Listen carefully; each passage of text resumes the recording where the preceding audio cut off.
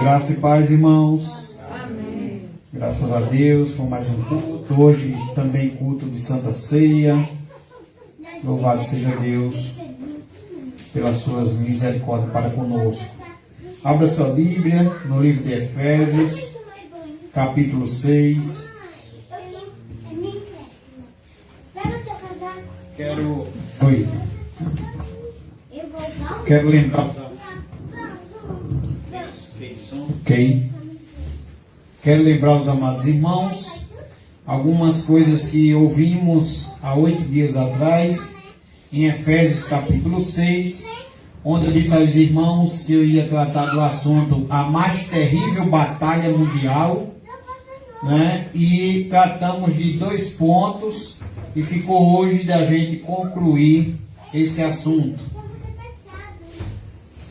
Efésios capítulo 6, vamos ler a partir do versículo 10. E eu comecei a semana passada perguntando aos irmãos, quem daqui não já passou por uma batalha? Quem daqui não enfrentou batalha ou pode dizer que não irá enfrentar? Né? Então, foi falado que a vida cristã não é um parque de diversões, nem é uma colônia de férias. Ou seja, estamos em guerra, estamos num campo minado, e essa guerra, ela também é uma guerra, é um combate sem tréguas. E foi dito também que não existe pessoa neutra nesta guerra. Ou somos do exército de Deus, ou somos do exército de Satanás. Só há essas 2 categorias. Ou só há 2 categorias. A categoria de Deus, do exército de Deus, e aqueles que pertencem ao exército de Satanás. Lembrando também que eu falei para você que há 2 perigos. Há o perigo da gente dizer que o inimigo não existe, porque o inimigo é real, ele existe, né? E o outro perigo que eu disse é de a gente, tudo que acontecer em nossas vidas, a gente dizer que foi Satanás. É outro perigo também. Porque muitas vezes podemos estar passando por algumas consequências que foi erro mesmo nosso e que não foi Satanás. Então, nem podemos dizer que ele não existe, porque ele existe, é um inimigo, é real, e também não podemos tudo estar dizendo que tudo é Satanás. O pneu do carro furou, foi Satanás, né? Há um exemplo. E Paulo nos lembrou de uma coisa, que a nossa luta não é contra as pessoas. A nossa luta não é contra a carne nem contra o sangue, né? A nossa luta é uma luta que é mais travada, que é mais difícil, que é uma luta espiritual. E a gente começou perguntando, então, quem é nosso inimigo? E a gente começou no primeiro ponto, hoje está fazendo 8 dias, onde dissemos que o inimigo contra quem lutamos nessa batalha, ele é um inimigo invisível, nós não vemos, é um inimigo invisível, mas isso não quer dizer que ele não exista, ele existe. Ele é um inimigo maligno, né? A Bíblia diz que ele veio matar, roubar e destruir. Ele é um inimigo astuto, ou seja, tem suas ciladas contra o povo de Deus, né?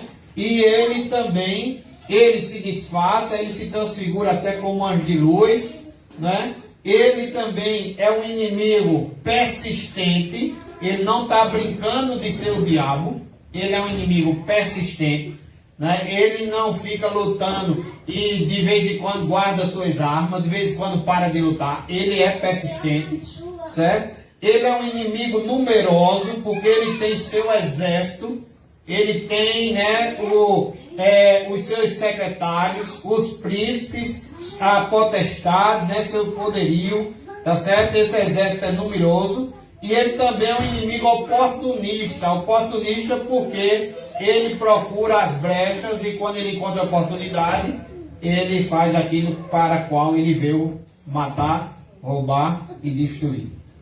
Depois de estudarmos acerca do nosso inimigo, porque é importante a gente saber contra quem estamos guerreando, se já dissemos que não estamos guerreando contra as pessoas, não é contra o sangue, não é contra as pessoas, nossa luta é espiritual. né? Depois de conhecer o nosso inimigo, porque seria um grande erro um soldado ir para a guerra sem saber com quem vai guerrear, né? Então, a mensagem aqui é uma mensagem mesmo de guerra, de batalha, né? E o inimigo não é as pessoas, não é carne, não é sangue, não é contra a carne, não é contra sangue. O nosso inimigo é Satanás, o nosso inimigo é o diabo, né? Onde a Bíblia chama ele também de vários nomes, né? Segundo ponto que a gente viu depois de estudar sobre acerca do inimigo, de quem é o nosso inimigo, segundo ponto foi o equipamento que precisamos para essa batalha. Porque se minha luta não é contra as pessoas, não é contra o sangue, minha luta não é usando também minhas forças. Minha luta, essa luta não é também, eu não vou vencer essa luta usando minhas forças, minha inteligência, meu dinheiro, meus recursos, né? Essa luta é uma luta espiritual e eu preciso usar as armas corretas. Amém? O segundo ponto foi que o equipamento que nós precisamos na batalha, Paulo falou de 6, né? Paulo falou do cinturão da verdade, para que a gente andasse sempre na verdade. Né? Porque quando andamos na verdade, já estamos fechando a brecha, não estamos dando lugar à mentira. O diabo é o pai da mentira e ele nos convida a andar sempre na verdade. Né? Paulo falou também sobre a couraça da justiça. Então devemos usar o cinturão da verdade, devemos usar como equipamento nessa guerra, nessa batalha, a couraça da justiça. Devemos andar também nessa batalha usando o calçado do Evangelho. Devemos usar também nessa batalha o escudo da fé, né, para vencermos os dardos inflamados do maligno. Devemos usar nessa guerra o capacete da salvação. E devemos usar também nesta guerra a espada do Espírito, que é o quem? A palavra de Deus. E hoje ficou para a gente ver mais 2 pontos. Mas o restante dessa lição, que vamos ver se a gente finaliza com 3 pontos. Primeiro ponto nessa noite, antes de eu dizer a você qual é o primeiro ponto desta noite, acerca ainda dessa guerra, dessa batalha, né, que enfrentamos. E achei engraçado, irmãos, que na terça-feira eu preguei sobre batalha espiritual no culto de oração em Umbuzeiro. E eu contei para vocês que na quarta-feira algo se levantou, né? Na minha vizinhança mesmo, algo se levantou. À noite eu peguei aqui para vocês sobre batalha espiritual na quarta-feira à noite. E na quinta-feira se levantou algo no meu trabalho.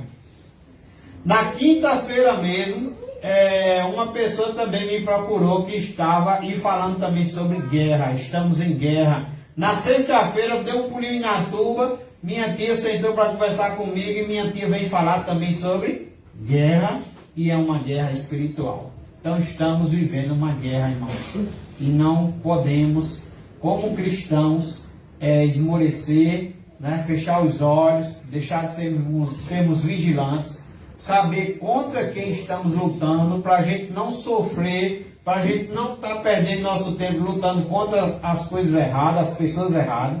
Né? Então é preciso a gente estudar a palavra de Deus e ter esse conhecimento que estamos em guerra e que Deus nos dá armas para a gente vencer. Amém? Então leia comigo a partir do versículo 10, a armadura de Deus. Vamos ler desde o versículo 10. Efésios 6, a partir do versículo 10, diz assim: quanto ao mais, sede fortalecidos em quem? No Senhor. E na força de quem? Do seu poder. Revestivos de toda a armadura de Deus, para poderes ficar firmes contra as ciladas do diabo. Porque a nossa luta não é contra o sangue e a carne, e sim contra os principados e potestades, contra os dominadores deste mundo tenebroso, contra as forças espirituais do mal nas regiões celestes. Portanto, tomai toda a armadura de Deus, para que possais resistir no dia mau, e depois de teres vencido tudo, permanecer inabaláveis. Estais, pois, Estai, pois, firmes, cingindo-vos com a verdade e vestindo-vos da couraça da justiça. Calçai os pés com a preparação do evangelho da paz, embraçando sempre o escudo da fé, com o qual podereis apagar todos os dardos inflamados do maligno. Tomai também o capacete da salvação e a espada do Espírito, que é a palavra de Deus, com toda oração e súplica, orando em todo o tempo no Espírito, e para isto vigiando com toda perseverança e súplica por todos os santos, e também por mim, o apóstolo Paulo diz, e também por mim, para que me seja dada no abrir da minha boca a palavra, para com intrepidez fazer conhecido o ministério do Evangelho, pelo qual sou embaixador em cadeias, para que em Cristo eu seja ousado para falar como me cumpre fazê-lo. Versículo 21 até o 23. Para que saibais também a meu respeito, e o que faço, de tudo vos informará Tíquico, o irmão amado e fiel ministro do Senhor. Foi para isso que eu vos enviei, para que saibais o nosso respeito, e ele console o vosso coração. 23. Paz seja com os irmãos e o amor com fé, da parte de Deus Pai e do Senhor Jesus Cristo. A graça seja com todos os que amam sinceramente o nosso Senhor Jesus Cristo. Oremos mais uma vez. Pai, te pedimos mais uma vez que o Senhor esteja nos iluminando, Senhor, com teu Santo Espírito, falando conosco, nos ensinando, nos capacitando, Senhor, para que possamos, Senhor, vencer todos os dardos inflamados do maligno. Te oramos, te pedimos no nome de Jesus. Amém.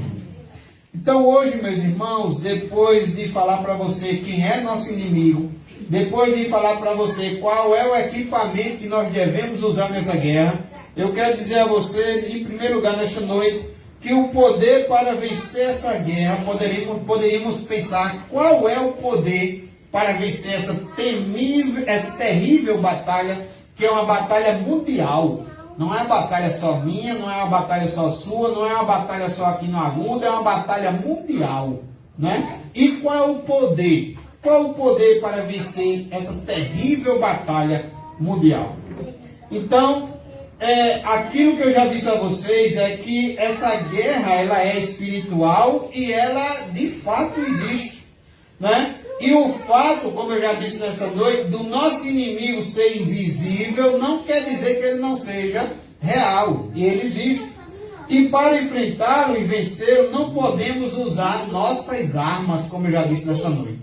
Então, em primeiro lugar, meus irmãos, versículo 10, olhe para a sua Bíblia, Efésios 6, versículo 10.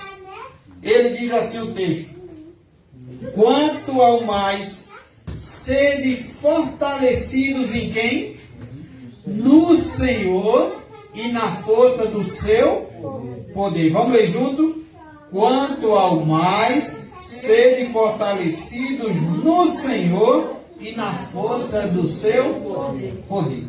Em primeiro lugar, precisamos do revestimento do poder de Deus. Amém? Essa guerra existe. Nosso inimigo é astuto, é oportunista, nosso inimigo é numeroso, né? Nosso inimigo ele não cessa de lutar contra nós, contra o povo de Deus. E Deus nos diz que nós precisamos vencer essa guerra, se revestindo do poder de Deus. Do poder de Deus. Então, irmãos, o Senhor, ele disse: fortalecei-vos no Senhor e na força do seu poder. Então não podemos entrar nessa guerra, não podemos combater essa guerra, irmãos, confiando em nossa própria força. Quando a Bíblia diz, triste do homem que confia no outro, tem pessoas que usam muito esse versículo para dizer assim, para você não confiar em Ismael, ou para você não confiar em Maria, para você não confiar em mim. Aí, alguns vão dizer que a interpretação é essa, triste do homem que confia no outro. Mas a interpretação ali é triste do homem que confia em você mesmo. Triste do homem que confia na força do seu braço, na força do seu poder. A Bíblia diz que para a gente vencer essa guerra, a gente precisa se revestir do poder de Deus e não do nosso poder. Então, quando você confia no seu poder, triste do homem que está confiando dessa forma. Precisamos confiar no poder de Deus. Não podemos, irmãos, enfrentar essa guerra, enfrentar essa luta, se a gente não se revestir do poder de Deus. Hernando Dias Lopes é um pastor que, comentando também sobre esse texto, ele diz que precisamos ser revestidos com poder, e ele diz que sem autoridade espiritual seremos humilhados nessa peleja. Então não podemos entrar nessa peleja, não podemos pelejar com a nossa força. Precisamos nos revestir do poder de Deus. E ele diz que a igreja de hoje está sem poder. A igreja de hoje está como os discípulos de Cristo, que lá no monte da transfiguração, eles não conseguiram expulsar um demônio. Né? Estamos sem poder, ele vai dizer que estamos sem poder porque estamos muitas vezes mudando o foco. Estamos perdendo tempo com discussões, estamos perdendo tempo com outras coisas, onde deveríamos estar orando, jejuando, crer e fazer a obra de Deus. Então, se revestir do poder de Deus é orar, se revestir do poder de Deus é arrumar tempo para jejuar, é crer, é se envolver, é fazer a obra de Deus. E fazer tudo isso na força do poder de quem? De Deus.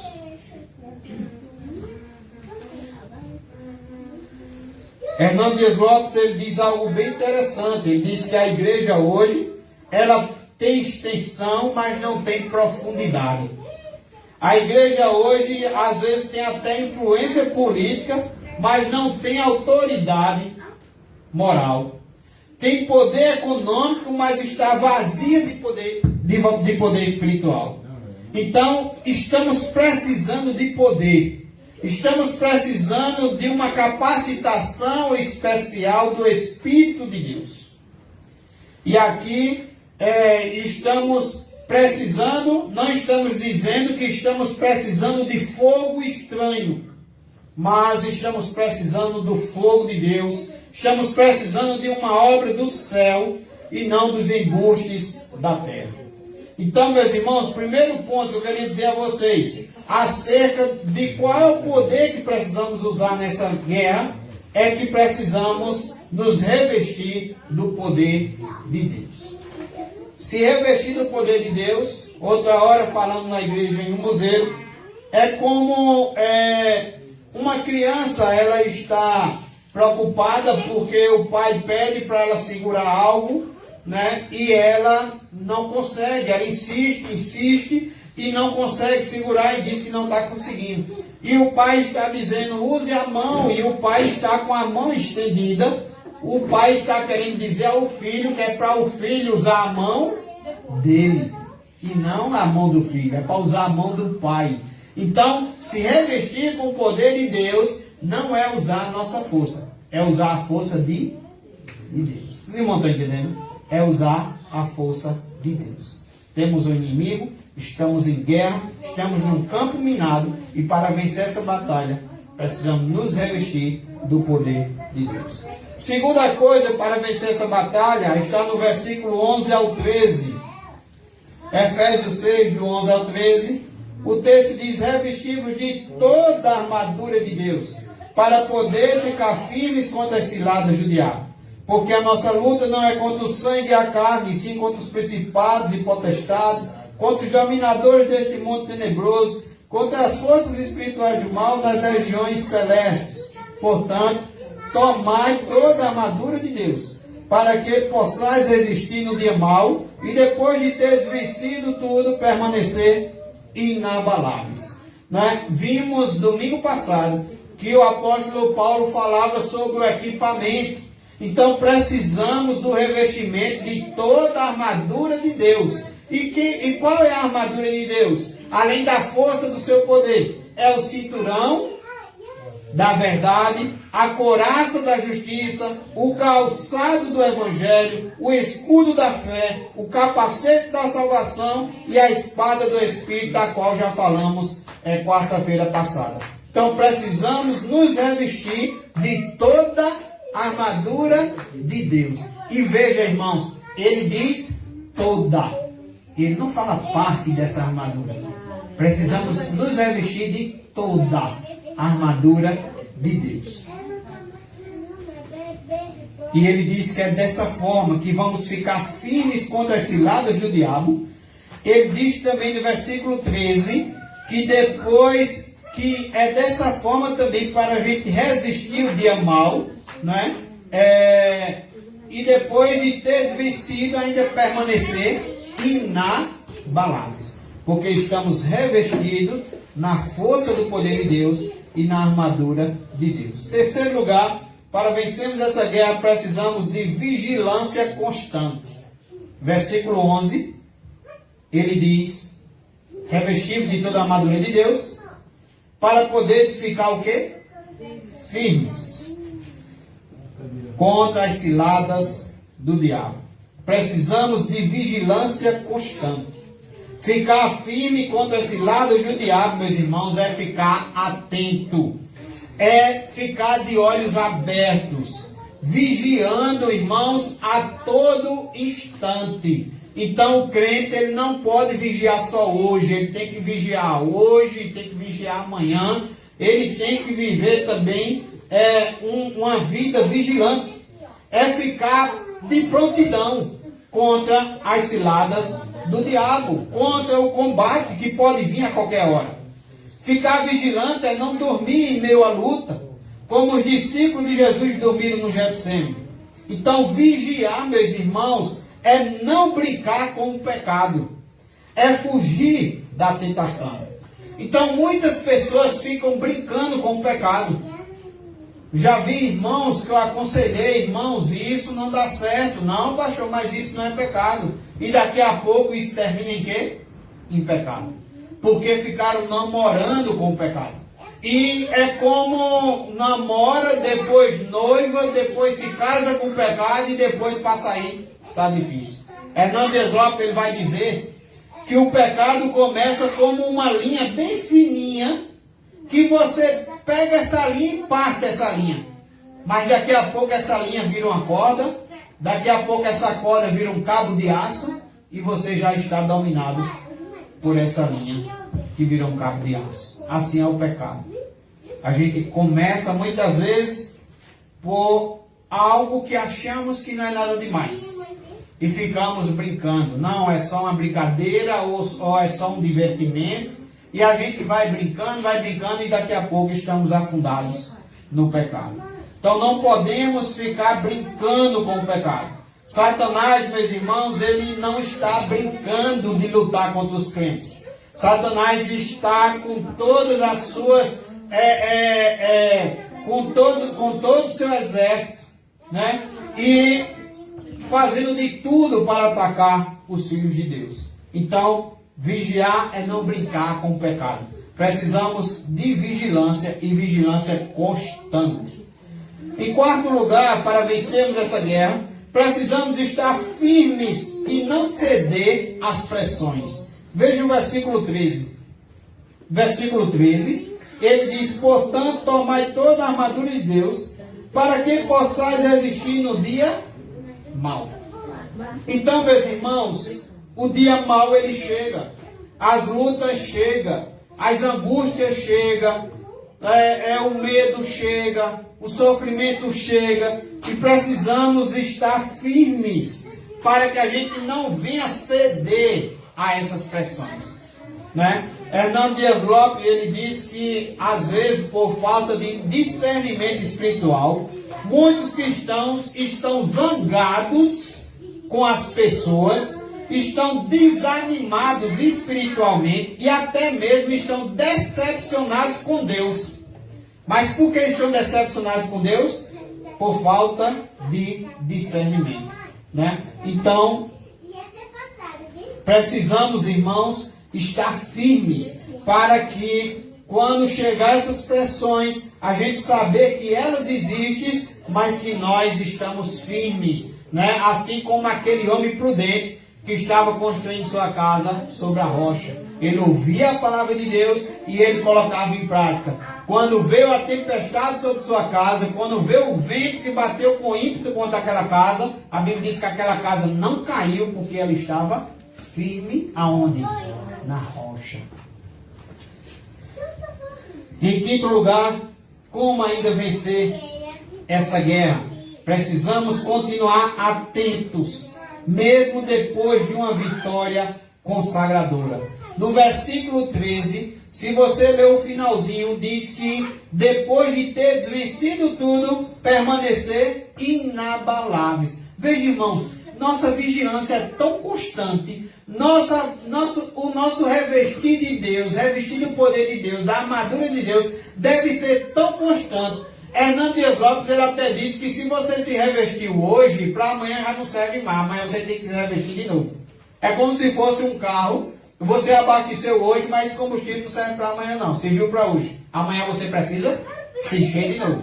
Então deve ser uma vida constante com Deus, de oração, não é só hoje, é amanhã, de oração, de súplicas, de louvores, uma vida devocional com Deus, de cultuar a Deus, de ler a sua palavra, de meditar, de andar, estar orando. Eu estou andando, estou orando, eu estou andando, estou meditando. Eu devo ter uma vida com Deus, porque, meus irmãos, ele diz que precisamos continuar atentos, mesmo depois de uma vitória. Então, às vezes, vem uma batalha e conseguimos ficar firmes, conseguimos vencer, mas isso não quer dizer que não vai vir outra batalha. Então, precisamos estar atentos, mesmo depois de uma vitória consagradora. Ele diz aqui no versículo 13, tomai toda a armadura de Deus, para que possais resistir no dia mau. E depois de teres vencido tudo, depois de você ter resistido, depois de você ter vencido essa luta, ele diz permanecer inabaláveis. Então, meus irmãos, vimos agora no primeiro ponto que precisamos saber como vencer, com que poder eu vou vencer essa guerra. Essa guerra que é tão difícil, que se levanta e às vezes a gente quer resolver do nosso jeito, às vezes a gente ora e não vê resposta. Como é que eu vou vencer essas guerras que são tão difíceis, que se levantam na minha casa, que se levantam no meu trabalho, que se levantam na minha vizinhança, que se levantam na minha comunidade, que se levantam no meu casamento, né? Que se levantam na minha saúde? Como eu vou vencer essa guerra? Como eu vou vencer esses dados inflamados do maligno? E o Senhor diz, em primeiro lugar, a gente viu nesta noite, que vencemos na força do seu poder. Precisamos nos revestir da força do seu poder. Segunda coisa, só lembrando aos irmãos, que precisamos do revestimento de toda a armadura de Deus. E os irmãos já sabem quais são as armaduras de Deus. Terceiro lugar que dissemos nessa noite é que precisamos de vigilância, e vigilância constante. Vigilância constante. Precisamos, irmãos, também estar firmes, porque estando firmes não vamos ceder às tentações, não vamos ceder às pressões. E em quinto lugar, precisamos continuar atentos, mesmo depois de uma vitória consagradora, porque o segredo da vitória, meus irmãos, é a vigilância constante. Venci uma guerra, mas eu permaneço vigilante. Permaneço usando a força do poder do Senhor e não a minha. Permaneço usando as armaduras de Deus. Permaneço lutando contra meu inimigo, que não é as pessoas, não é a carne, não é sangue, né? Mas é o poder do mal, que é numeroso, que luta constante, que não desiste, que não cessa, mas que Deus, que é maior, mostra qual é a armadura para vencermos. Você poderia ainda perguntar qual é a energia, mas como eu vou ter energia, pastor, para isso? Para vencer essas lutas, né? Qual é a energia, pastor, que eu vou ter, ou qual é a energia que eu vou usar? Veja comigo do versículo 18 ao 20.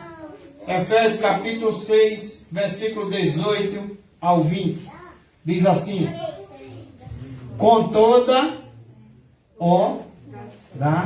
oração, com toda oração e súplica, orando em todo tempo no Espírito, e para isto vigiando com toda perseverança e súplica por todos os santos. 19. E também por mim, para que me seja dada no abrir da minha boca a palavra para com intrepidez fazer conhecido o mistério do Evangelho. 20. Para qual sou embaixador em cadeias, para que em Cristo eu seja ousado para falar como me cumpre fazê-lo.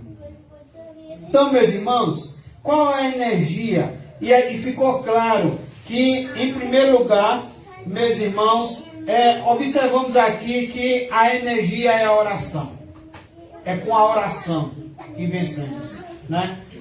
Temos tantas histórias na Bíblia de homens que oraram, mas que oraram um ano, que oraram anos, que oraram décadas e tiveram vitória, tiveram resposta de Deus, né? Temos, por exemplo, na história também do cristianismo, temos a mãe de Agostinho, que ora 30 anos pelo seu filho e ela tem vitória, né? Hernán Dias Lopes, ele diz que também é fruto também de oração.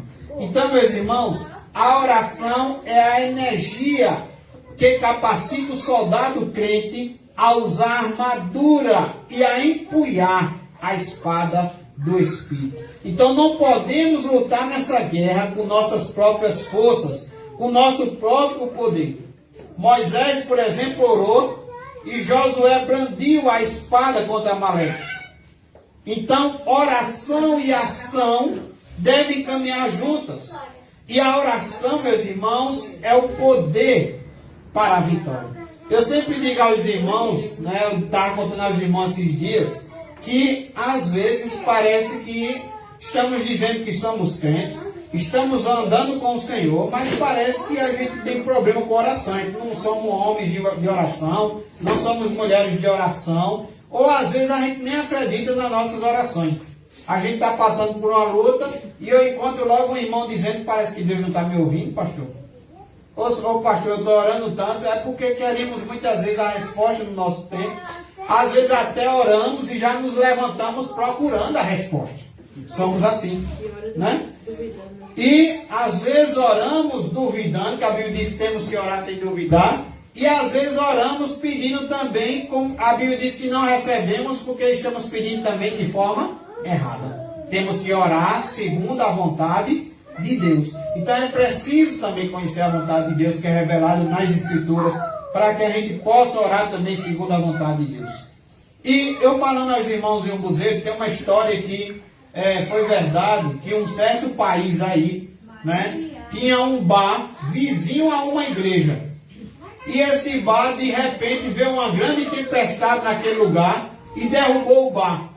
Quando derrubou o bar, sabe o que foi que o dono disse? O dono disse: olha, isso foi os crentes que oraram e o meu bar foi derrubado, o meu bar caiu. E o cara ainda foi para a justiça, ainda foi para o juiz da parte dos crentes, porque disse que foi o poder da oração dos crentes. Então veja, um incrédulo, um ímpio, dono de bar, que o bar caiu ali de uma tempestade, ele acredita que foi a oração dos crentes. E muitas vezes os crentes não estão acreditando na oração. Estão esquecendo de usar essa ferramenta. Então, meus irmãos, precisamos usar essa ferramenta. E essa é a energia a qual devemos lutar essa guerra. E em primeiro lugar, veja no versículo 18, que ele fala acerca do tempo de oração. Ou seja, para você vencer essa guerra, será que você precisa orar só 15 minutos? Será que você precisa orar só 1 hora e não orar mais? Será que é só um dia de oração? Às vezes a gente até ora, né, maior, e Deus às vezes responde no mesmo instante. Mas, meus irmãos, no contexto aqui, a gente vê que o nosso revestido, usar o poder de Deus, usar a armadura de Deus é constante. A mesma coisa a oração. No versículo 18 ele diz, com toda oração e súplica, orando em todo tempo. Devemos orar em todo tempo.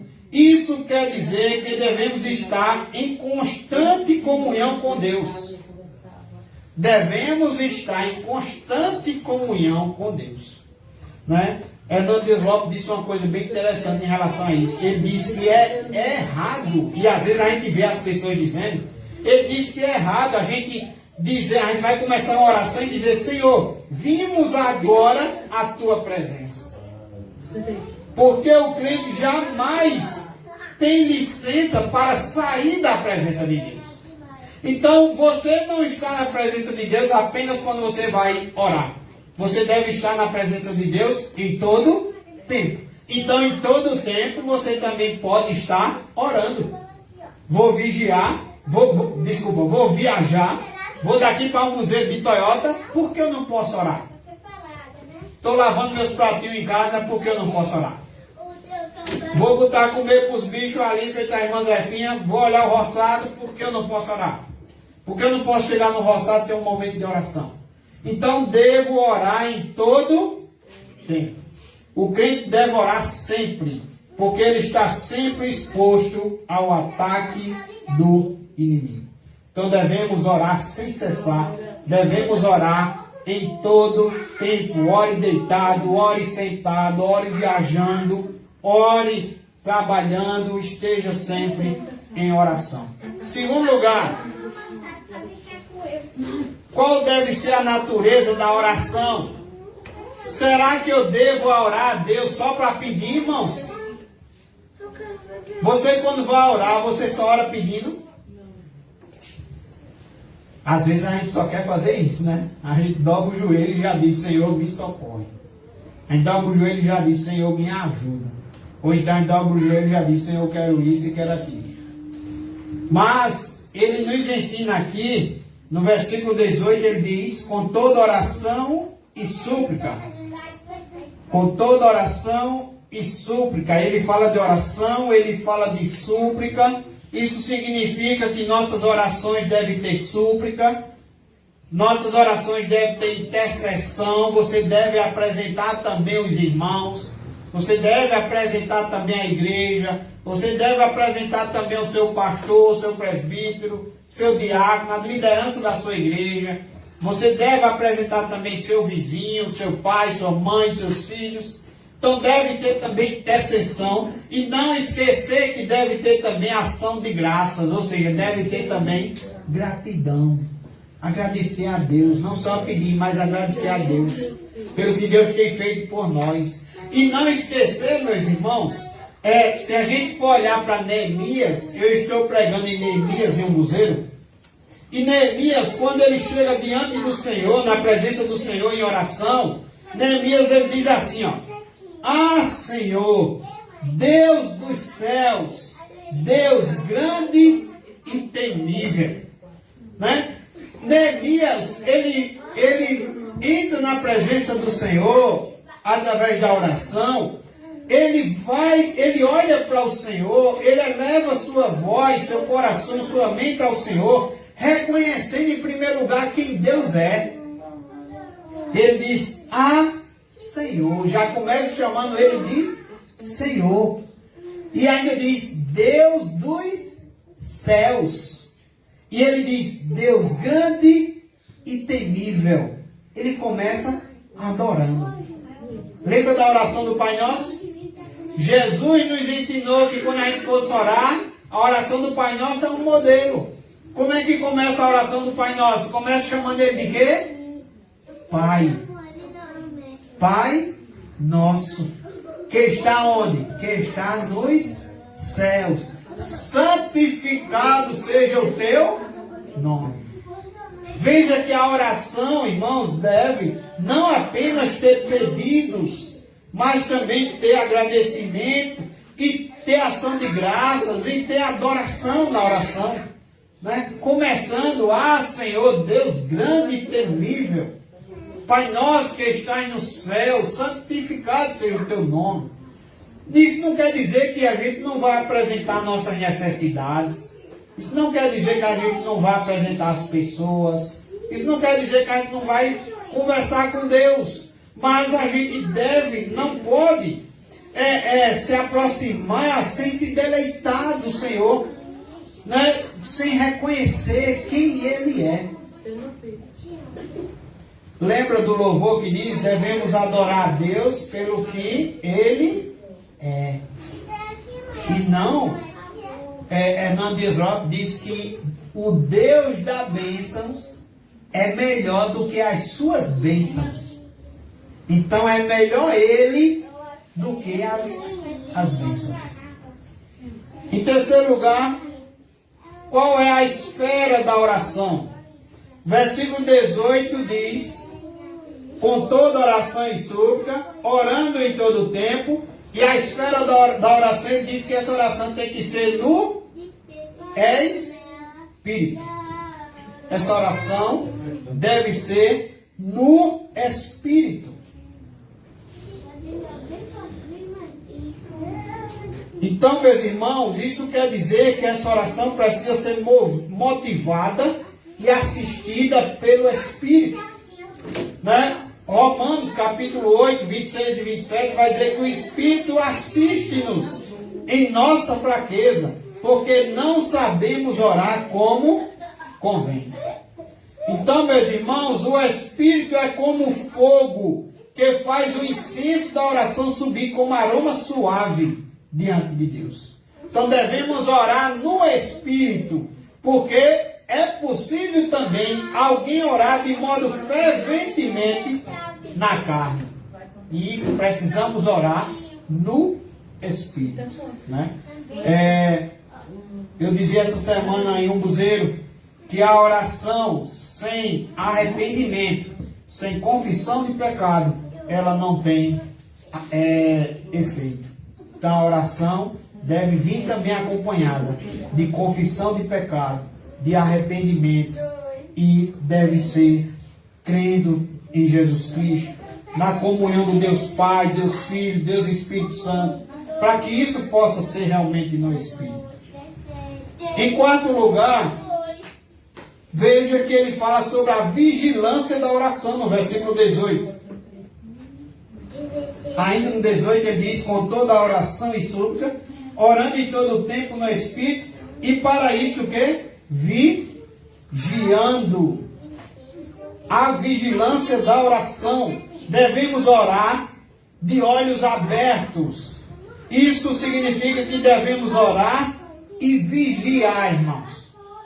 Não podemos apenas orar. Precisamos orar e também vigiar. Tá certo? Devemos fazer como Neemias. Neemias capítulo 4, versículo 9. Neemias diz assim, nós, porém, oramos ao nosso Deus e colocamos guardas para proteger-nos de dia e de noite. Veja, Neemias, um grande homem, um grande intercessor, um grande homem de oração, que ora, mas também que coloca guarda para vigiar também. Então precisamos orar e precisamos também vigiar.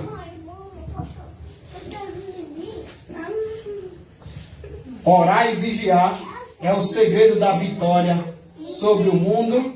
Orar e vigiar é o segredo da vitória sobre a carne. Orar e vigiar é o segredo da vitória sobre o diabo.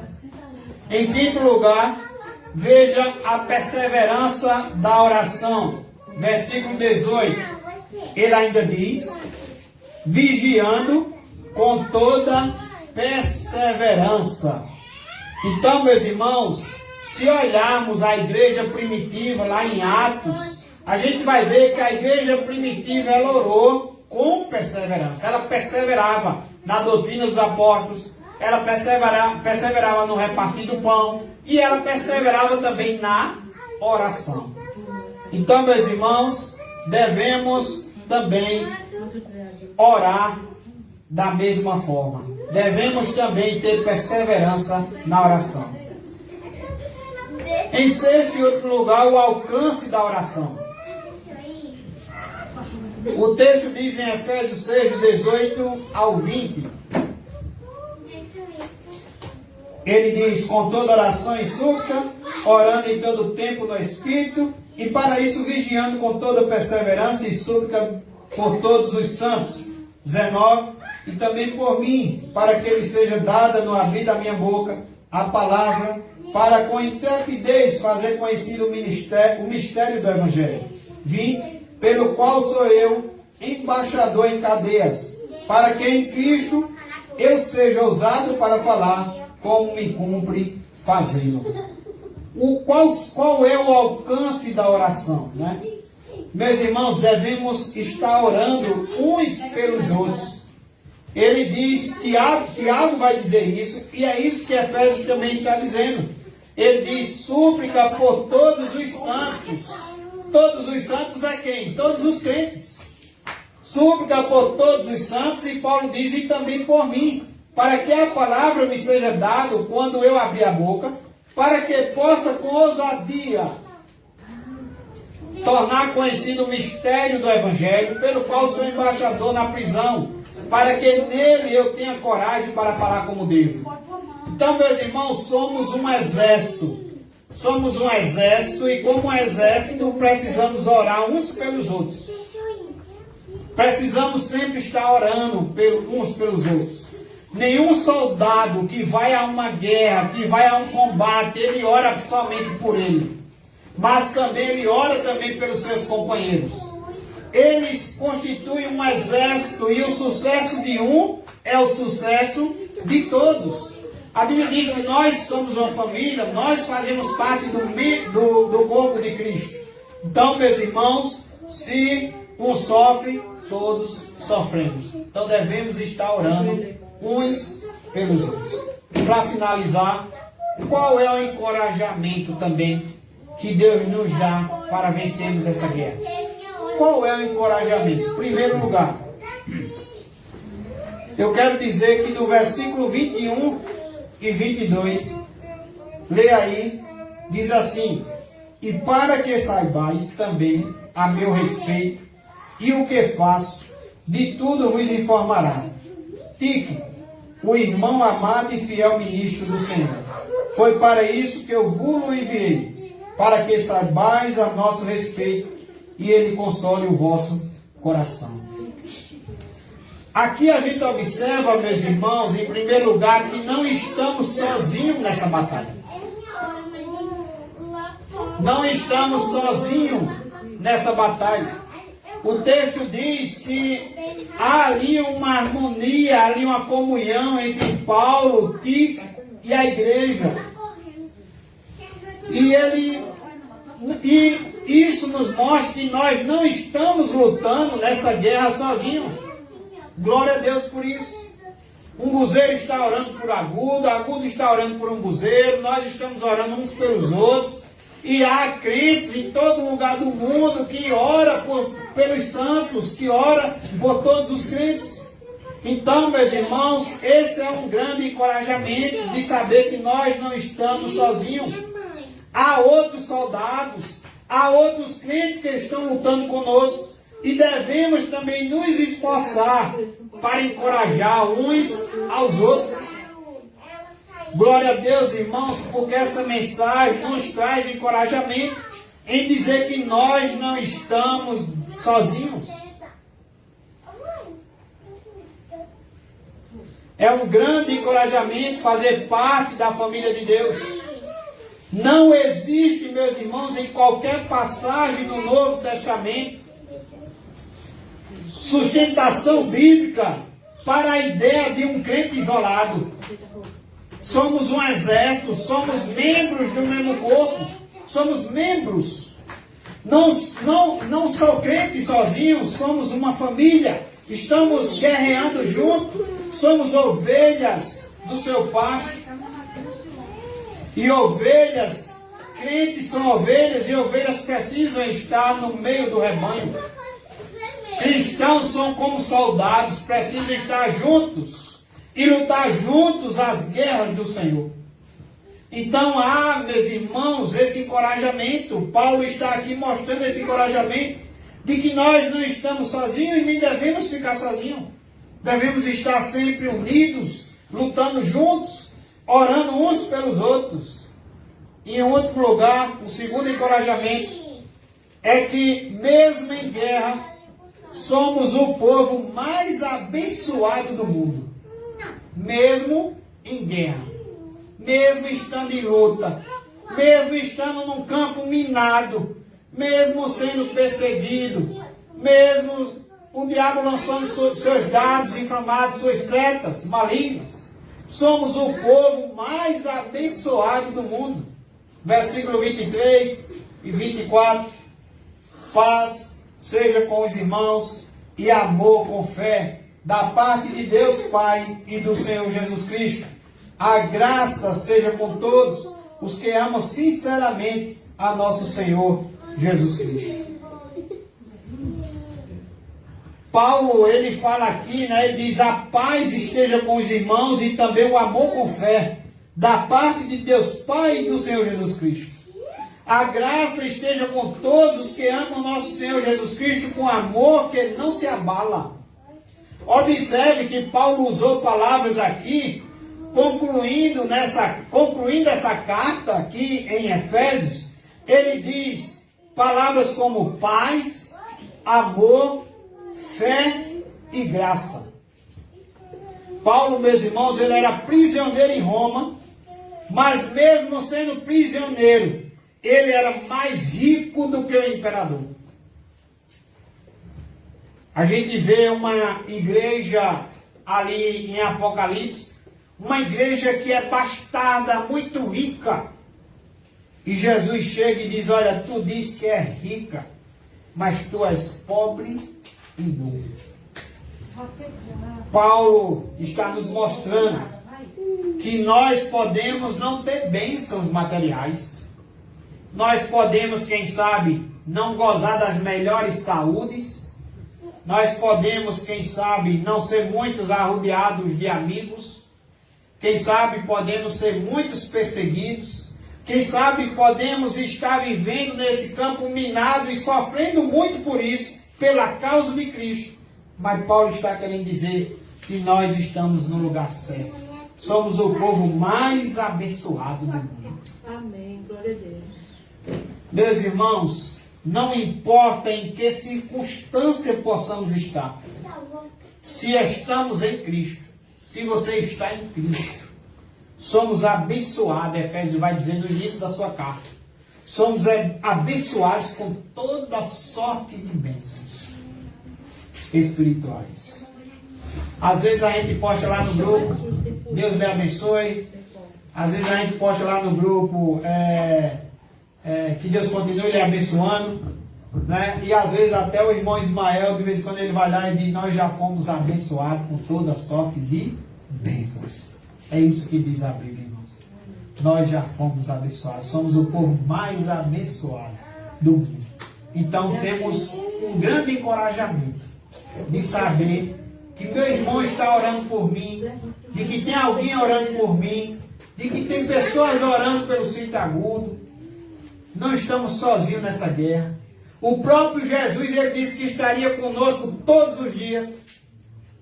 E eu acho engraçado que quando o evangelismo estava em Umbuzeiro, quando veio para cá também, aquele tempo que veio um bocado de jovens, que veio também para Umbuzeiro, pastor Anderson pregava sobre um assunto de que Jesus tem toda a autoridade, e é Ele que nos manda anunciar, evangelizar.